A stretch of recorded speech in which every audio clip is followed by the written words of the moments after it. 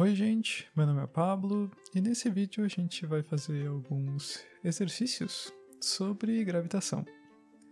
Então se você caiu aqui de paraquedas e não sabe o que está acontecendo, é bom voltar para os vídeos anteriores dessa mesma aula sobre gravitação para vocês terem alguns conceitos para poder entender melhor os exercícios.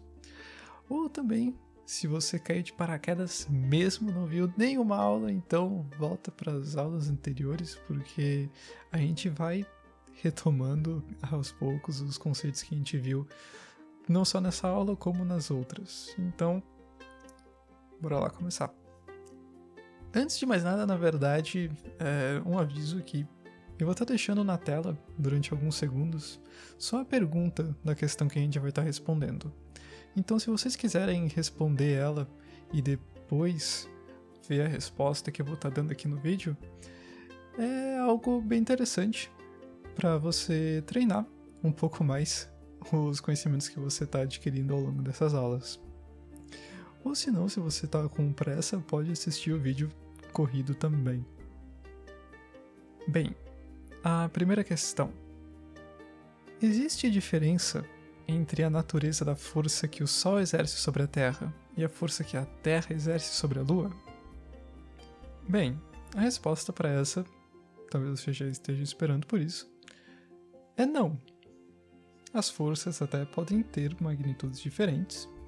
A atração entre Sol e Terra e a atração entre Terra e Lua tem intensidades diferentes, mas elas têm a mesma natureza, que elas são ambas forças gravitacionais.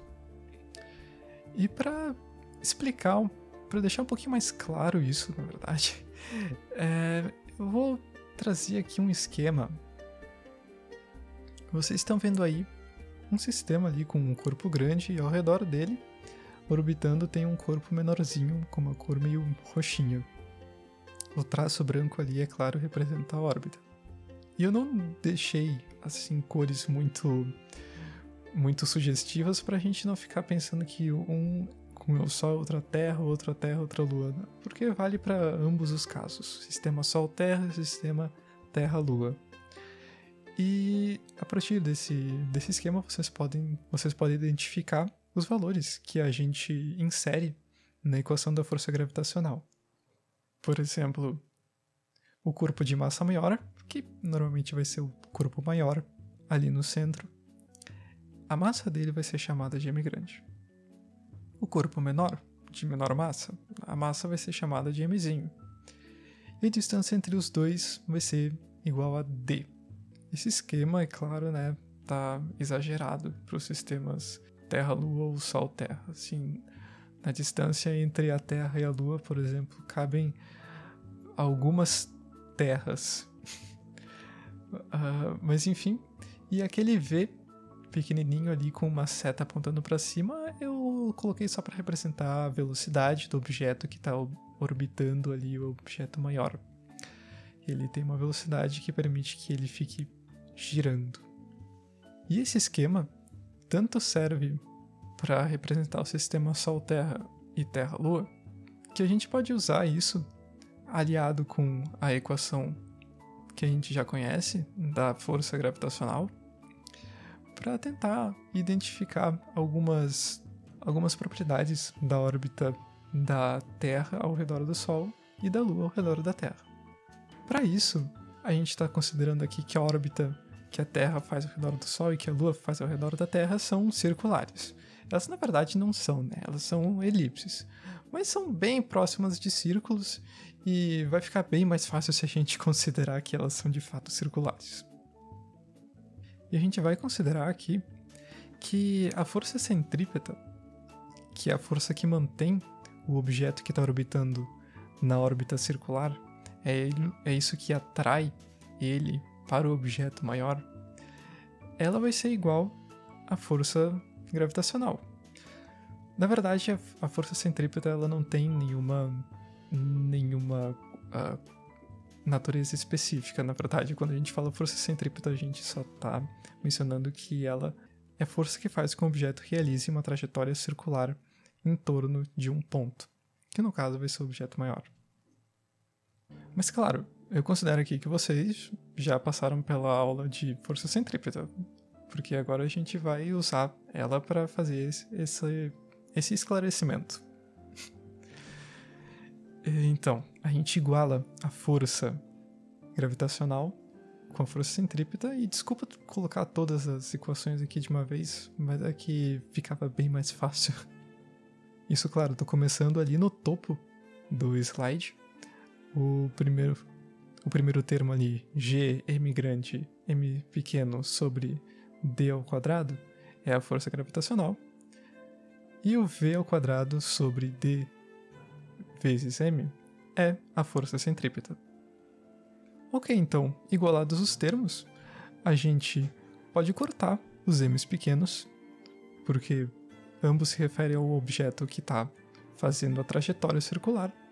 E depois a gente substitui a velocidade, o V, por uma equação que represente essa velocidade, que vai ser a distância dividida pelo tempo, que no caso está C dividido por T, porque é a circunferência dividida pelo período.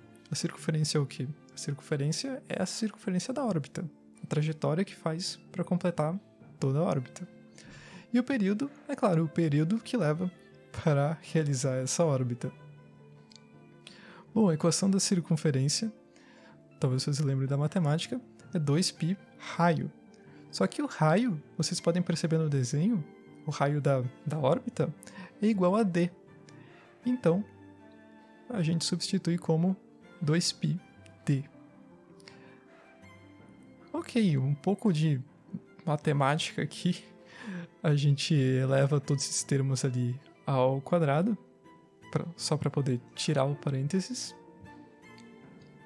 E a gente isola o t, o período, que agora também está ao quadrado, mas que depois que a gente passa todos os outros termos para um lado e tira o quadrado, vai ficar ali o período igual a raiz de 4π ao quadrado d, a distância, ou raio da órbita, ao cubo, sobre constante gravitacional, vezes massa grande. Ok, então, o que a gente faz com isso? Bom, aqui a gente pode substituir os dados que a gente pode buscar na internet, se vocês quiserem podem fazer isso também, sobre as órbitas da Terra ao redor do Sol e da Lua ao redor da Terra. No caso da órbita da Terra ao redor do Sol, T, é claro, vai ser a distância Terra-Sol, G não muda, é a constante gravitacional, e M vai ser a massa do Sol. Se vocês buscarem esses valores na internet e substituírem aí, foi o que eu fiz, eu pesquisei no Google e enfim, e realizarem essa equação, vocês vão ver que o T para a Terra, o período de órbita da Terra, vai dar por volta de 365 dias. E no caso da Lua, que seria simplesmente substituir o D como a distância Terra-Lua e o M grande como a massa da Terra, vai dar aproximadamente aí 27,4 dias. Ambos os valores a gente conhece. São os valores aproximados, é claro, mas são os valores, de fato, da órbita da Terra ao redor do Sol e a órbita da Lua ao redor da Terra. O que é, de fato, um sinal de que a força gravitacional consegue, de fato, explicar tanto a interação Terra com o Sol, como a interação Terra com a Lua. Ok, então, agora a gente vai passar para a segunda questão, que é: desenhe a Terra e a Lua e mostre o ponto de aplicação da força da Terra sobre a Lua e o ponto de aplicação da força da Lua sobre a Terra.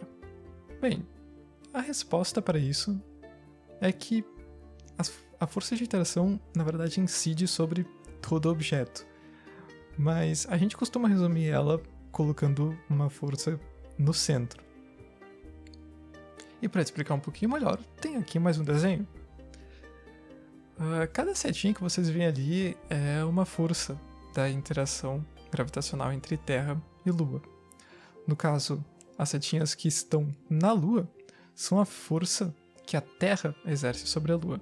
E as setinhas que estão na Terra, o círculo azul, é a força que a Lua exerce sobre a Terra. Assim como a atração gravitacional ela incide sobre qualquer massa, em um corpo grande, mesmo as partes do corpo são atraídas. Assim, digamos, a Terra atrai um pontinho, sei lá, uma pedrinha que existe lá na Lua, no lado esquerdo dela. Aí tá aquela setinha no lado esquerdo. Mas ela também atrai pouquinho de massa que tá lá no lado direito. E tá ali a setinha do lado direito. E aí poderia existir infinitas setinhas pra gente explicar toda a força gravitacional que incide sobre um objeto. Só que, como isso seria muito pouco prático, o que a gente faz é simplificar e resumir as forças em uma só. No caso, a gente pode fazer isso porque, imagina, acho que deve ser mais fácil de olhar ali nas flechinhas que estão na Terra. A flechinha que aponta para a direita e a flechinha que aponta para a esquerda, elas acabam anulando essa componente horizontal. Por quê? Uma puxa um pouco para a esquerda, a outra puxa um pouco para a direita. Só que essa intensidade para a direita e para a esquerda, ela é praticamente a mesma. Sobrando só o fato de que ambas apontam para cima. Então, o que resta daqui da soma das duas forças é uma força que vai apontar para cima. Para cima, isso é, na direção da Lua. E quando a gente vai somando todas essas forças, a gente percebe que as forças que apontam um pouco para a direita se anulam com as forças que apontam um pouco para a esquerda, e o que sobra é uma força só, apontando na direção do outro objeto. No caso da Terra, tem uma força que aponta para a Lua, no caso da Lua, uma força que aponta para a Terra. Mas enfim, afinal, o que sobra na nossa representação? Uma força localizada no centro do objeto, apontando para o outro objeto. Na questão 3, nós temos o seguinte: uma cápsula espacial em órbita está sempre caindo sobre a Terra, mas nunca atinge a superfície. No interior de um elevador que estiver em queda livre, as pessoas teriam a impressão de os objetos em torno delas estarem sem peso, visto que todos, inclusive as pessoas, estão caindo com aceleração g. E aqui ainda não tem nenhuma pergunta, é claro. Só queria explicar um pouquinho sobre esse enunciado, eu já mostro as perguntas. Bom, ali no desenho da esquerda a gente tem uma representação da cápsula que está caindo. Ela cai em direção à Terra, mas ela nunca atinge a superfície. Isso acontece no caso em que o objeto não está só caindo em direção à Terra, mas como ele também está andando para o lado. Vocês podem ver ali que tem uma setinha com a letra G do lado para representar a atração gravitacional, aceleração gravitacional. O G é a aceleração gravitacional. E o V ali do lado é a velocidade do objeto. E na medida em que o objeto é atraído em direção à Terra, como se ele estivesse caindo, ele também está andando para o lado, o que permite com que o objeto continue a sua trajetória circular. Um objeto que está orbitando o outro, no caso, por exemplo, sei lá, um satélite, ou a cápsula aí, ou a Lua, é como se eles estivessem constantemente caindo, sendo puxados pela atração gravitacional. Só que como eles também estão andando para o lado, eles nunca terminam de cair. E na direita, a gente tem aí uma representação de um elevador com uma pessoa, e esse elevador está caindo. A pessoa está aí com seus bracinhos para cima, e o elevador cai também com uma aceleração igual à aceleração gravitacional. De fato, tenho que esclarecer aqui, a aceleração que um objeto lá, sei lá, fora da atmosfera, orbitando a Terra, e a aceleração sofrida por uma pessoa na superfície da Terra são diferentes. A gente vai ver isso logo mais. Mas eu deixei aqui a mesma letra g, o mesmo termo, para representar as duas acelerações, só para deixar claro que eu estou tratando aqui da mesma natureza. Ambas as acelerações se tratam da aceleração gravitacional, que a Terra inflige sobre os objetos e atrai eles para o centro da Terra. Bem, a primeira pergunta seria: teriam os astronautas em sua cápsula a mesma impressão de que das pessoas dentro desse elevador? Isso é, estariam os astronautas dentro da cápsula percebendo também que as coisas na cápsula estariam perdendo o seu peso, assim como as pessoas no elevador estavam percebendo? Aqui, se você quiser entender um pouco melhor sobre esse fenômeno da perda de peso, da, entre aspas, perda do peso no elevador, vale a pena voltar para a aula anterior sobre forças e leis de Newton e ver o vídeo sobre o caso do elevador, que por acaso fui eu que gravei, mas que vai te dar uma percepção melhor sobre o que é esse fenômeno de, entre aspas, perda de peso. Mas enfim, a resposta para essa pergunta é sim, porque a natureza da força resultante em ambos é a mesma, que aponta para o centro da Terra. E nenhum dos corpos recebe força de sustentação. A natureza da força que atrai os dois objetos ser a mesma significa que a gente está trabalhando com as forças de peso em ambos os casos. E a percepção de ausência de peso é característica de uma situação em que a resultante de um objeto é a força-peso. Agora, a ausência da percepção de peso acontece pela ausência de forças de sustentação.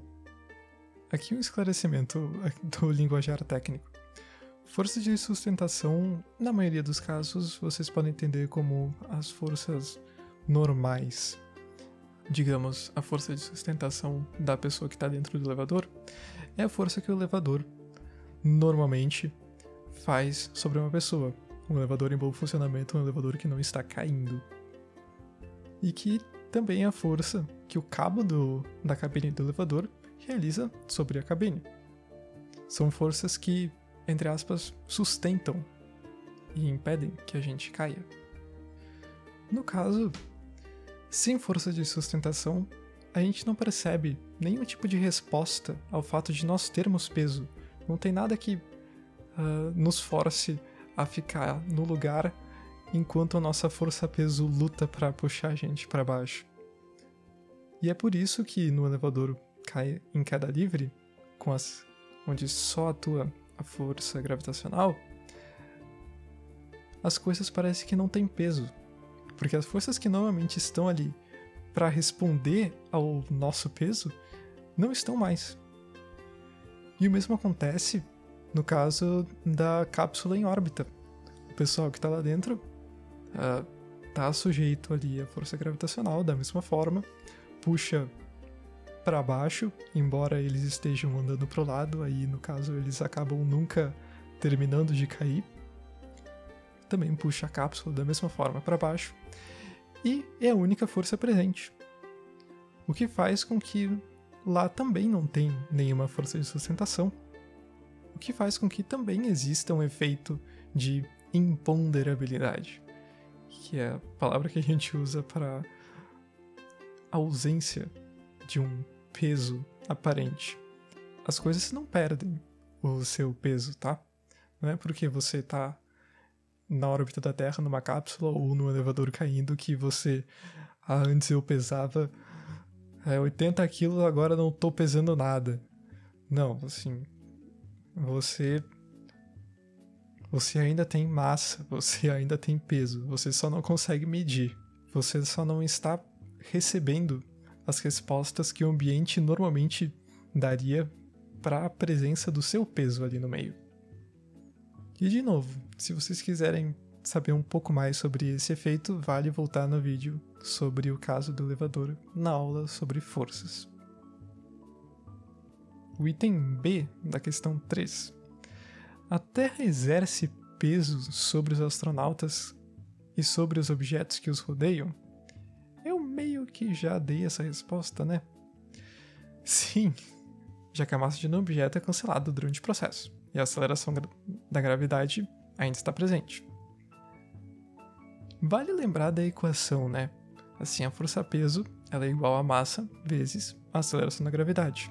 Na medida em que tanto a aceleração da gravidade não está nula e o nosso peso também não se anula, a nossa massa, também não se anula de qualquer forma, nós mantemos a nossa massa mesmo que a gente não consiga medir ela, então a Terra ainda exerce uma força-peso sobre a gente.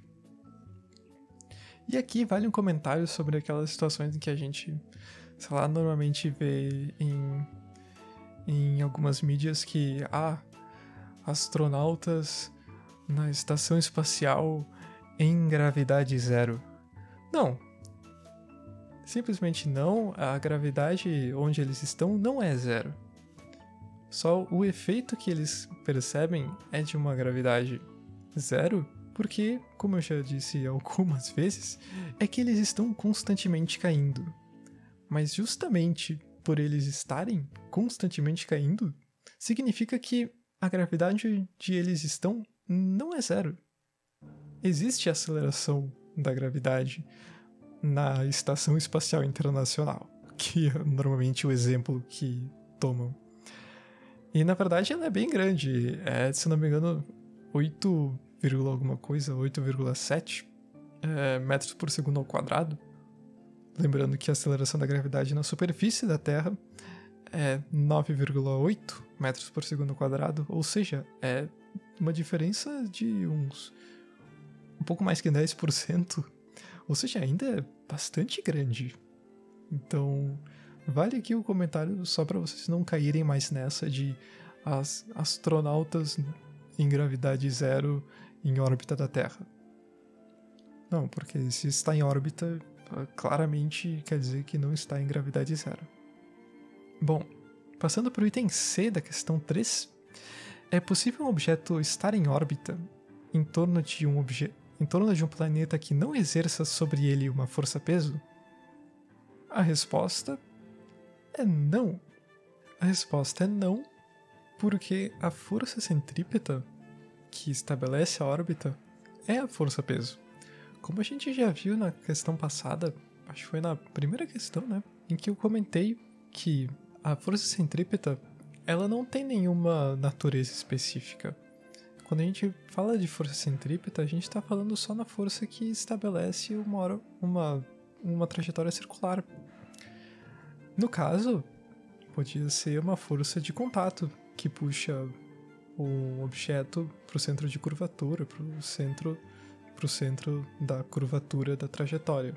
E no caso de um planeta que prende um objeto na sua órbita, a força gravitacional que o planeta incide sobre o objeto é a força centrípeta que prende ele na trajetória circular ou elíptica da órbita. Então, se ele não tivesse uma força-peso, não poderia realizar uma órbita. Bom, então vamos para a quarta e última questão. Sendo G igual a 6,67 vezes 10 na menos 11 newtons vezes metro quadrado sobre quilograma ao quadrado, RT, ou o raio da Terra, é 6,4 vezes 10 na 6 metros, e MT, a massa da Terra, é 6 vezes 10 na 24 quilogramas. Calcule a aceleração da gravidade na superfície da Terra. Use a equação G igual a G vezes MT sobre RT ao quadrado. Então essa aqui é um pouco mais fácil, um pouco mais direta, né? A equação já está dada, é só substituir os valores. Então, temos aqui G vai ser igual a 6,67 vezes 10 na menos 11 newtons vezes metro ao quadrado sobre quilograma ao quadrado. a unidade de medida da constante gravitacional. Lembrando que Newton é quilograma, unidade de massa, vezes metros por segundo ao quadrado, unidade de aceleração. Bom, esse termo todo, vezes 6 vezes 10 na 24 quilogramas, tudo isso sobre 6,4 vezes 10 na 6 metros, isso ao quadrado. Então tá, primeiro eu resolvi fazer o quadrado do termo que está no denominador da fração e tirar as unidades de medida só para dar uma limpada aqui. Então vocês podem ver que no denominador da fração fica 4,096 vezes 10 na 13 e as unidades de medida que sobraram foi o Newton sobre quilograma. Que, como eu falei antes, Newton é igual a quilograma vezes metros por segundo quadrado, divide Newton por quilograma e vai sobrar só metros por segundo quadrado, que é a unidade de aceleração. Então, multiplicando os valores de cima, dividindo pelo de baixo, resulta que G é igual a 9,77, aproximadamente, né? 9,77 metros por segundo ao quadrado. Que aqui tá um pouco menor do que a aceleração da gravidade que a gente normalmente usa para o que a gente percebe na superfície da Terra, que é de 9,8. Mas enfim, arredondando 9,77 dá 9,8. E assim, a Terra não é um corpo... é um corpo um pouco irregular, né, gente? Vamos lembrar um pouquinho disso.